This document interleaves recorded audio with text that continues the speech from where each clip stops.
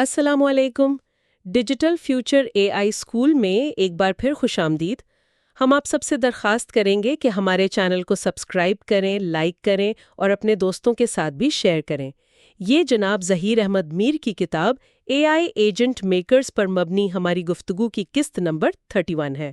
آج ہم ایک بہت ہی دلچسپ موضوع پر گہرائی میں جا رہے ہیں، ایک ایسا موضوع جو مصنوعی ذہانت یعنی اے آئی اور قانون جیسے پیچیدہ شعبے کے درمیان تعلق کو بالکل نئے انداز سے دیکھتا ہے۔ ہمارے پاس آج جناب ظہیر احمد میر کی کتاب کا ایک ضمیمہ ہے، اپینڈکس یو۔ اس میں 300 سے زیادہ، جی ہاں 300 سے زیادہ ڈومین کے لیے مخصوص پروفیشنل ٹیبلز ہیں۔ ان کا مقصد ہے کہ یہ اے آئی کے لیے بھی آسان ہو، انسان بھی انہیں آرام سے پڑھ سکیں اور یہ عدالت، کاروبار، حکومت سب کے معیارات پر پورے اتریں۔ آج کی ہماری گفتگو کا مرکز قانونی شعبے کے لیے بنائے گئے پہلے 48 ٹیبلز ہوں گے۔ جی، اور یہاں سب سے اہم نکتہ یہ ہے کہ یہ جو منظم ڈیٹا یعنی اسٹرکچرڈ ڈیٹا ہے نا، یہی اے آئی کی کارکردگی کی ریڑھ کی ہڈی ہے۔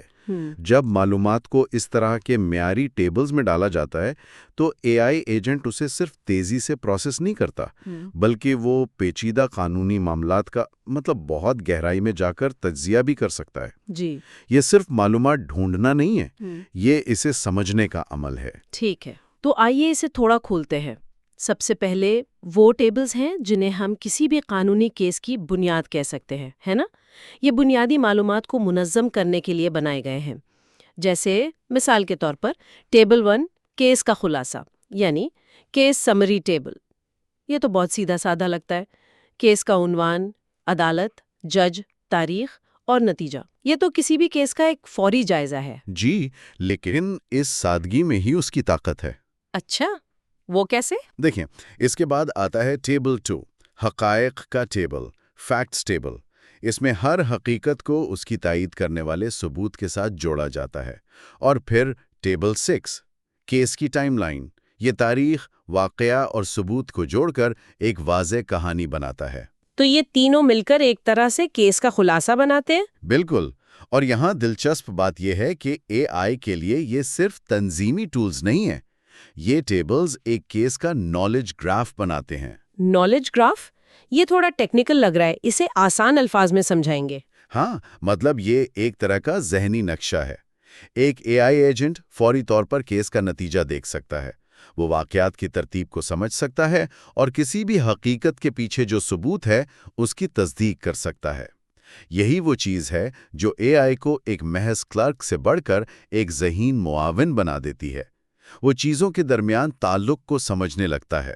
صحیح، تو بنیادی کہانی اور حقائق اپنی جگہ پر آ گئے، لیکن اصل قانونی جنگ تو دلائل پر لڑی جاتی ہے۔ اب بات واقعی دلچسپ ہو جاتی ہے جب ہم ان ٹیبلز کو دیکھتے ہیں جو کیس کی قانونی گہرائیوں میں جاتے ہیں۔ درست۔ یہاں ہے ٹیبل 3، طے شدہ قانونی سوالات یا ایشوز فریمڈ ٹیبل۔ اس میں قانونی مسئلہ، متعلقہ قانون اور اس کی اہمیت بیان کی جاتی ہے۔ تو یہ وہ جگہ ہے جہاں قانونی جنگ کا میدان سجایا جاتا ہے۔ بالکل، یہ اے آئی کو بتاتا ہے کہ اصل لڑائی کن نقاط پر ہونی ہے۔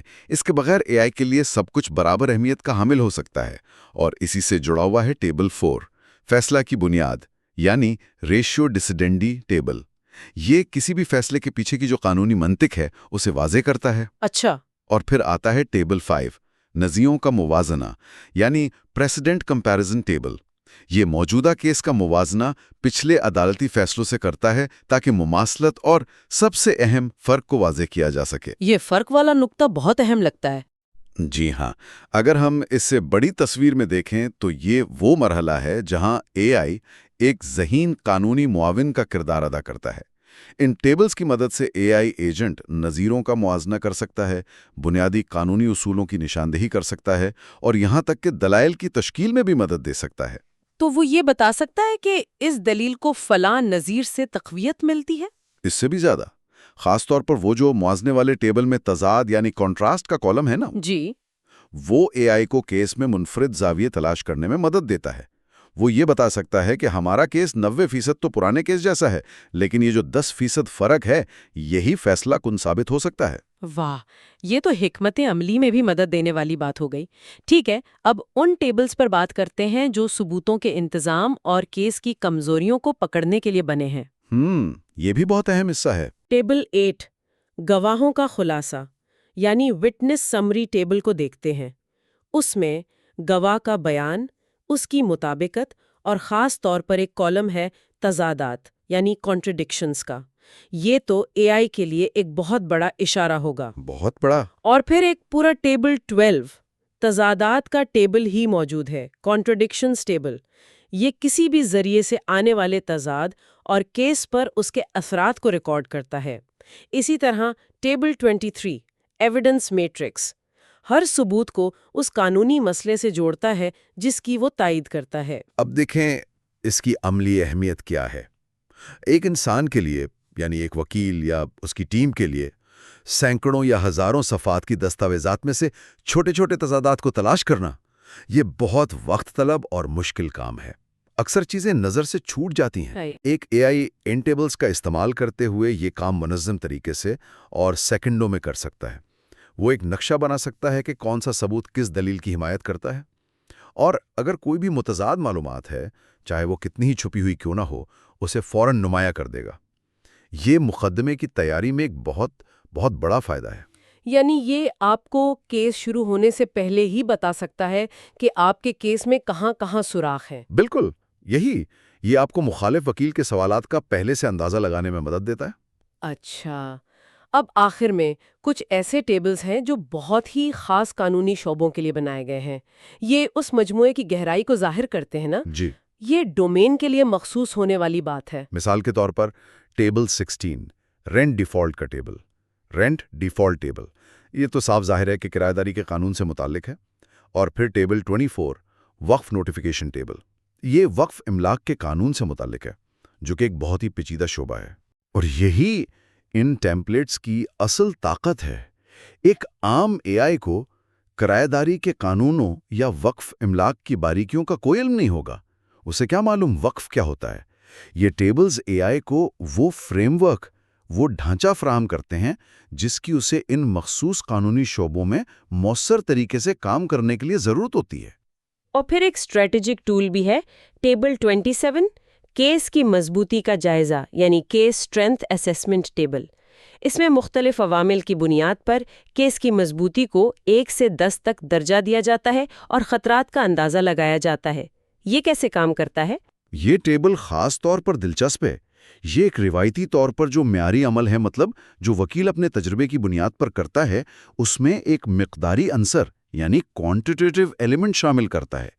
اے آئی خود سے درجہ نہیں دیتا، وہ وکیل سے کہتا ہے کہ آپ ثبوت، گواہ، قانونی نظیر، ہر پہلو کو 1 سے 10 تک کا سکور دیں۔ تو پھر اے آئی کا کیا کردار ہوا؟ اے آئی اس سارے ڈیٹا کو اکٹھا کر کے اس کا تجزیہ کرتا ہے۔ وہ کہہ سکتا ہے کہ آپ نے مجموعی کیس کو تو 8 کا سکور دیا ہے، لیکن آپ کے سب سے اہم گواہ کا اعتبار صرف 3 ہے۔ یہ ایک بہت بڑا خطرہ ہے۔ یہ عمل وکیل کو اپنے کیس کے بارے میں غیر جذباتی ہو کر سوچنے پر مجبور کرتا ہے، جس سے اے آئی بہت اچھی طرح سنبھال سکتا ہے۔ ٹھیک ہے، تو اس ساری گفتگو کا خلاصہ کیا ہے؟ اس سب کا کیا مطلب ہے؟ خلاصہ یہ ہے کہ اچھی طرح سے ڈیزائن کیے گئے ٹیبلز کے ذریعے منظم ڈیٹا اے آئی کو ایک سادہ معلوماتی ٹول سے ایک طاقتور تجزیاتی پارٹنر میں تبدیل کر دیتا ہے۔ خاص طور پہ قانون جیسے پیچیدہ شعبے میں یہ ٹیمپلیٹس اے آئی کو سمجھ بوجھ پیدا کرنے کے لیے ایک ٹھوس ڈھانچہ فراہم کرتے ہیں۔ تو یہ اے آئی کو ایک نقشہ دینے جیسا ہے تاکہ وہ معلومات کے سمندر میں گم نہ ہو جائے۔ بالکل، ایک نقشہ اور ایک قطب نما، دونوں۔ اور آخر میں ہمارے سننے والوں کے لیے سوچنے کے لیے ایک نکتہ، اس ماخوذ میں صرف قانون ہی نہیں بلکہ کاروبار، طب اور حکومت سمیت 300 سے زیادہ شعبوں کے لیے ٹیبلز موجود ہیں۔ جی، اور یہی وہ سوال ہے جس پر ہمیں غور کرنا چاہیے۔ اگر صرف یہ 48 قانونی ٹیبلز اے آئی کے لیے قانونی کام کو اس قدر بنیادی طور پر منظم کر سکتے ہیں تو ذرا سوچیں کیا ہوگا جب یہی طریقہ ہر دوسرے پیشہ ورانہ شعبے پر لاگو ہوگا۔ یہ خود پیشہ ورانہ کام کے مستقبل کے بارے میں ایک بہت اہم سوال اٹھاتا ہے۔ کیا مستقبل کے سب سے مؤثر پیشہ ور، چاہے وہ ڈاکٹر ہوں، مینیجر ہوں یا انجینئر، کیا وہ لوگ ہوں گے جو اپنے اے آئی شراکت داروں کے لیے معلومات کو بہترین طریقے سے منظم کرنا جانتے ہیں؟ شاید مستقبل کی سب سے بڑی مہارت ڈیٹا بنانے میں نہیں، بلکہ اسے صحیح طریقے سے ترتیب دینے میں ہے۔ یہ ایک ایسی سوچ ہے جس پر غور کیا جا سکتا ہے۔ تو زیادہ تر لوگوں کا اگلا قدم کیا ہوگا؟ سیدھا لیپ ٹاپ کھول کر کوڈنگ شروع کر دینا، ہے نا؟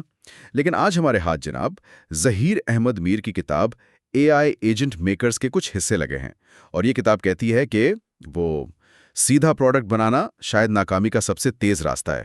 بالکل، یہ ایسا ہی ہے جیسے آپ بغیر نقشے کے ایک یوں کہیں کہ بہت بڑی عمارت تعمیر کرنے نکل پڑے۔ ہو سکتا ہے آپ کچھ دیواریں کھڑی کر لیں، لیکن بنیاد کے بغیر وہ جلد ہی گر جائیں گی۔ یہ ایک بہت عام غلطی ہے۔ تو آج ہم اسی نقشے کو، اسی بنیاد کو سمجھنے کی کوشش کریں گے۔ ہمارے پاس اس کتاب کے 50 فریم ورکس ہیں، یعنی ٹیبل نمبر 51 سے 100 تک، جو خاص طور پر بزنس اور سٹارٹ اپس کے لیے بنائے گئے ہیں۔ ہمارا مقصد ان ٹیبلز کی صرف لسٹ بنانا نہیں، بلکہ اس سوچ کو سمجھنا ہے جو ان کے پیچھے ہے۔ یہ کیسے ایک آئیڈیا کے وہ جوش و خروش کو ایک قابل عمل بزنس میں تبدیل کرتے ہیں۔ چلیے اس کا گہرا جائزہ لیتے ہیں۔ چلیے شروع کرتے ہیں۔ اور ایک بات واضح کر دوں، یہ خاکے یا ٹیبلز صرف فارم بھرنے کی مشق نہیں ہے۔ یہ وہ سوالات ہیں جو ہر بانی کو خود سے پوچھنے چاہیے اس سے پہلے کہ وہ اپنا وقت، پیسہ اور توانائی خرچ کرے۔ ٹھیک ہے، تو سب سے پہلا قدم آئیڈیا تو ہے۔ اب کیا کتاب ہمیں کہاں سے شروع کرنے کو کہتی ہے؟ کتاب کہتی ہے کہ سب سے پہلے اپنے آئیڈیا کو ایک سسٹم کے طور پر دیکھیں، اور یہاں ٹیبل 51 بزنس ماڈل کینوس کام آتا ہے۔ یہ ایک صفحے پر آپ کے پورے بزنس کا یوں سمجھے کہ ایکس رے ہے۔ ایک منٹ رکیں، بزنس ماڈل کینوس، سواٹ میٹرکس، یہ سب مطلب یہ 90s کی دہائی کی MBA کلاس کی باتیں نہیں لگتی۔ آج کے دور میں جہاں اے آئی سٹارٹ اپس بجلی کی رفتار سے چل رہے ہیں، کیا ان کے پاس اس سب کے لیے وقت ہے؟ کہیں یہ صرف انالیسس پیرالسس تو نہیں، یعنی سوچتے ہی رہ جانا اور کچھ نہ کرنا؟ یہ بہت زبردست سوال ہے، اور یہی سب سے عام غلط فہمی ہے۔ دیکھیں، بزنس ماڈل کینوس کا جادو صرف ڈبے بھرنا نہیں ہے۔ اس کا اصل کمال یہ ہے کہ یہ آپ کو مجبور کرتا ہے کہ آپ اپنے بزنس کے تمام حصوں کو ایک دوسرے سے جڑا ہوا دیکھیں۔ زیادہ تر بانی صرف اپنی پروڈکٹ کے بارے میں جنونی ہوتے ہیں، جو کینوس پر صرف ایک چھوٹا سا ڈبہ ہے۔ لیکن کینوس آپ پر چیختا ہے کہ اگر تم نے اپنا گاہک بدلا تو تمہیں اپنی مارکیٹنگ، اپنی قیمت، سب کچھ بدلنا پڑے گا۔ یہ آپ کو ایک بہترین پروڈکٹ غلط لوگوں کے لیے بنانے سے روکتا ہے۔ اچھا، تو یہ ایک چیک لسٹ ہے جو آپ کو بڑی تصویر دیکھنے پر مجبور کرتی ہے، ایک طرح کا ریالٹی چیک۔ جب آپ نے اپنے بزنس کا نقشہ بنا لیا تو اگلا قدم کیا ہے؟ مارکیٹ میں تو اور بھی لوگ ہوں گے۔ بالکل، اور یہ جاننے کے لیے ٹیبل 52 یعنی کمپیٹیٹر کمپیریزن ہے۔ آپ مارکیٹ میں اکیلے نہیں ہیں۔ یہ ٹیبل آپ کو بتاتا ہے کہ آپ کے مد مقابل کون ہیں، وہ کیا بیچ رہے ہیں، کس قیمت پر بیچ رہے ہیں، اور ان کی سب سے بڑی طاقت اور کمزوری کیا ہے۔ اس کی کوئی مثال دے سکتی ہیں؟ مطلب یہ عملی طور پر کیسے کام کرتا ہے؟ جی بالکل، میں ایک ایسے سٹارٹ اپ کو جانتی ہوں جس نے یہ مرحلہ چھوڑ دیا تھا۔ انہوں نے 1 سال اور لاکھوں روپے لگا کر ایک پروڈکٹ بنائی، اور لانچ والے دن پتا چلا کہ ان کا ایک بڑا مد مقابل وہی چیز بلکہ اس سے بہتر فیچرز کے ساتھ مفت میں دے رہا ہے۔ وہ ایک ٹیبل، صرف چند گھنٹوں کا کام، انہیں اس پورے سال کی محنت اور پیسے ضائع ہونے سے بچا سکتا تھا۔ ہاں، یعنی اپنے دشمن کو جاننا بہت ضروری ہے، اور اپنے دوست یعنی گاہک کو جاننے کے بارے میں کیا خیال ہے؟ مجھے یہ کسٹمر پرسونا والا آئیڈیا ہمیشہ بڑا دلچسپ لگتا ہے۔ یہ صرف دلچسپ نہیں، یہ انتہائی ضروری ہے۔ ٹیبل 55 کسٹمر پرسونا صرف ایک خیالی تصویر بنانا نہیں ہے، یہ علی کو بنانے کے بارے میں ہے۔ علی 28 سالہ سافٹ ویئر ڈیولپر ہے جو لاہور میں رہتا ہے اور اپنے انٹرنیٹ کی سست رفتار سے پریشان ہے۔ اب جب آپ کوئی مارکیٹنگ ای میل لکھتے ہیں یا کوئی فیس بک اشتہار بناتے ہیں تو آپ ایک بھیڑ کو نہیں لکھ رہے، آپ علی کو لکھ رہے ہیں۔ آپ کا پیغام ذاتی اور کہیں زیادہ مؤثر ہو جاتا ہے۔ صحیح، تو آپ کے ہر فیصلے کے مرکز میں وہ علی ہوتا ہے۔ اور آخر میں خود کو آئینے میں دیکھنے کے لیے ٹیبل 65 SWOT मैट्रिक्स, अपनी ताकत, स्ट्रेंथ्स, कमजोरियां, वीकनेसेस, मौके, अपॉर्चुनिटीज और खतरात, थ्रेट्स। मुझे लगता है ये सबसे मुश्किल हिस्सा होगा, अपनी कमजोरियों को ईमानदारी से तस्लीम करना। बिल्कुल, लेकिन यही वो मरहला है जहां आप अपने बिजनेस को नाकाम होने से बचाते हैं। ये फ्रेमवर्क्स आपको वो सख्त सवालात पूछने पर मजबूर करते हैं जो आप शायद खुद से कभी ना पूछें। ये बुनियाद है और इसके बगैर इमारत खड़ी नहीं हो सकती। ठीक है, तो बुनियाद मजबूत हो गई। हमें पता है हम क्या बेच रहे हैं, किसे बेच रहे हैं और हमारे मुकाबले में कौन खड़ा है। लेकिन ये सब कागज पर है। असल चैलेंज तो पहले चंद गाहक लाने का है। ये एक खाली कमरे में चीखने जैसा महसूस होता है। ये फ्रेमवर्क्स इस चीख को एक बामानी गुफ्तगू में कैसे बदलते हैं? यहाँ किताब का फलसफा ये है कि अंदाजों पर पैसा ज़ाया करना बंद करें और मार्केटिंग को एक साइंस बनाएं। उसके लिए पहला टूल है टेबल 54 लीड जनरेशन। ये बहुत सादा लेकिन बहुत ताकतवर है। ये ट्रैक करता है कि आपके मुमकिना गाहक कहाँ से आ रहे हैं, फेसबुक से, गूगल से, किसी दोस्त के कहने पर। ये आपको बताता है कि कौन सा कुआं पानी दे रहा है, ताकि आप अपनी सारी मेहनत वहीं लगाएं। यानी उन लाइक्स और व्यूज से आगे देखना जो बिल अदा नहीं करते, और सिर्फ उन चीजों पर तवज्जो देना जो असल गाहक लाते हैं। जब मुमकिना गाहक आ जाएं, फिर क्या? फिर आता है टेबल 58 मार्केटिंग फनल। इसे एक पानी के फिल्टर की तरह सोचें। आप ऊपर बहुत सा गंदला पानी डालते हैं, ये आपके लीड्स हैं। फनल का हर मरहला, आगाही, दिलचस्पी, गौर और आखिर में खरीदारी, इस पानी को साफ करता जाता है और आखिर में नीचे सिर्फ चंद कतरे साफ पीने के काबिल पानी के बचते हैं। ये आपके असल पैसे देने वाले गाहक हैं। ये टेबल आपको हर मरहले के लिए हिकमत अमली बनाने में मदद देता है। ये बहुत जबरदस्त मिसाल है। और अपनी कोशिशों के नताइज को नापने के लिए हम कैसे जानेंगे कि हमारा फेसबुक इश्तिहार काम कर रहा है या नहीं? इसके लिए टेबल 59 इश्तिहारी कारकर्दगी और टेबल 63 ईमेल मुहिम है। ये आपको बिल्कुल वाज़ेह तौर पर बताते हैं कि अगर आपने एक इश्तिहार पर 1000 रुपए खर्च किए तो इससे कितने क्लिक्स आए और उन क्लिक्स में से कितने लोग असल गाहक बने। इससे आपका हर रुपया सही जगह लगता है।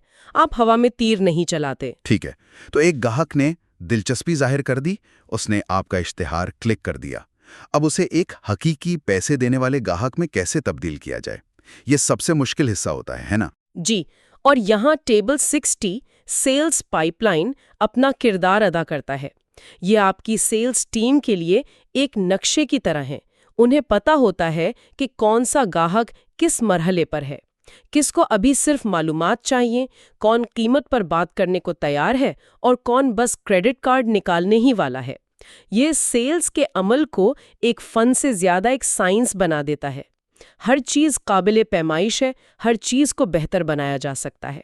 और मेरे ख्याल में ये स्टार्टअप्स के लिए बहुत ज़रूरी है, जहां वक्त और पैसा दोनों महदूद होते हैं। आप अंदाज़ों पर अपना बजट ज़ाया नहीं कर सकते।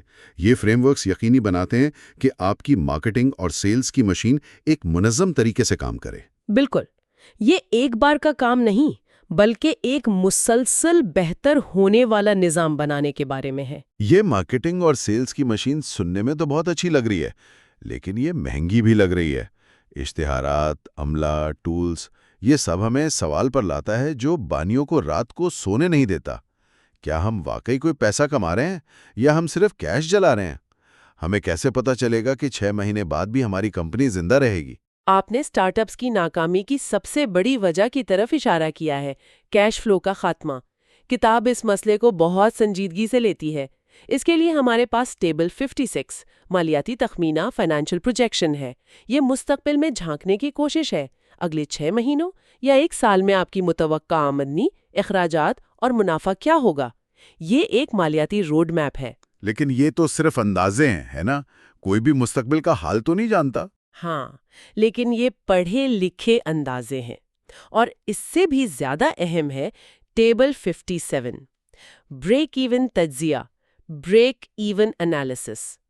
पेचीदा स्प्रेडशीट्स को भूल जाएं। ये टेबल सिर्फ एक सादा सफाक सवाल पूछता है।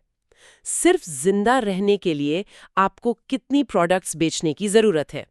अमीर बनने के लिए नहीं, सिर्फ अपने बिल अदा करने के लिए। जब आपको ये नंबर मालूम हो जाता है तो ये आपकी टीम का नॉर्थ स्टार बन जाता है। سب کو پتا ہوتا ہے کہ زندہ رہنے کا ہدف کیا ہے۔ یہ واقعی طاقتور ہے۔ یہ آپ کو ایک ٹھوس واضح ہدف دیتا ہے۔ اس کے بعد قیمت کا تعین آتا ہے، جو ایک بہت بڑا چیلنج ہے۔ آپ اپنی پروڈکٹ کی قیمت کیا رکھیں؟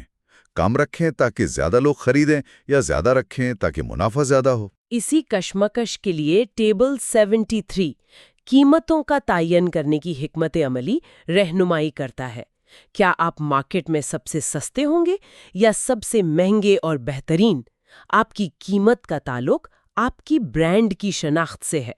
اسی کے ساتھ جڑا ہے ٹیبل 91 منافع کا مارجن، پروفٹ مارجن، جو یہ یقینی بناتا ہے کہ ہر فروخت کے بعد آپ کے اخراجات پورے ہونے کے بعد کچھ پیسہ آپ کی جیب میں بھی آئے۔ اور روزمرہ کے کاموں یعنی آپریشنز کے بارے میں کیا؟ کیونکہ ایک بہترین مالیاتی منصوبہ بھی خراب عمل درآمد کی وجہ سے ناکام ہو سکتا ہے۔ بالکل، اس کے لیے ٹیبل 77 آپریشنز ورک فلو ہے۔ یہ ہر عمل کے ہر قدم کا نقشہ بناتا ہے۔ ایک گاہک خریدے پر کلک کرتا ہے، اس کے بعد کیا ہوتا ہے، کس کو ای میل جاتی ہے، کون پروڈکٹ پیک کرتا ہے، کون ٹریکنگ نمبر بھیجتا ہے۔ اس نقشے کے بغیر افراتفری، ناراض گاہک اور برے جائزے ملتے ہیں۔ اور ظاہر ہے یہ سب کام کرنے کے لیے آپ کو ایک ٹیم کی ضرورت ہے، جس کے لیے ٹیبل 68 بھرتی کا منصوبہ، ہائرنگ پلان، آپ کی رہنمائی کرتا ہے۔ بلکہ یہ کاروبار چلانے کی چھوٹی چھوٹی لیکن اہم تفصیلات پر بھی پوری توجہ دیتے ہیں۔ یہ صرف سی ای او کے لیے نہیں، بلکہ سی او او اور سی ایف او کے لیے بھی ہیں۔ یہ ایک مکمل نظام ہے۔ آپ نے بالکل صحیح پکڑا۔ یہ ایک بانی کو وہ تمام ٹوپیاں مؤثر طریقے سے پہننے میں مدد دیتا ہے جو اسے شروع میں پہننی پڑتی ہیں۔ ٹھیک ہے، تو اب کاروبار شروع ہو گیا ہے، حکمت عملی موجود ہے، مارکیٹنگ چل رہی ہے اور مالی معاملات بھی قابو میں ہیں۔ ہم زندہ ہیں اور شاید تھوڑا منافع بھی کما رہے ہیں۔ بہت سے لوگ یہیں رک جائیں گے اور کہیں گے ہم کامیاب ہو گئے۔ لیکن کتاب کا پیغام یہ لگتا ہے کہ یہی سب سے خطرناک لمحہ ہے، جب آپ آرام دہ ہو جاتے ہیں۔ بالکل، کامیابی آپ کو سست بنا دیتی ہے۔ یہ وہ مقام ہے جہاں مسلسل بہتری کے فریم ورکس کام آتے ہیں، اور اس کی شروعات گاہک سے ہوتی ہے۔ ٹیبل 75 صارفین کی آراء، کسٹمر فیڈ بیک، منظم طریقے سے گاہکوں کی شکایات اور تجویز کو اکٹھا کرنے کا ایک نظام بناتا ہے۔ یعنی اپنے گاہکوں کی سننا، لیکن ان گاہکوں کا کیا جو آپ کو چھوڑ کر جا رہے ہیں؟ ان کا تو فیڈ بیک لینا بھی مشکل ہوتا ہے۔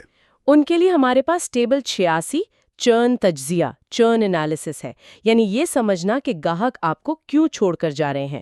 یہ شاید اس پوری کتاب کا سب سے تکلیف دہ لیکن سب سے قیمتی ٹول ہے۔ ایک منٹ، یہ تو الٹا لگتا ہے۔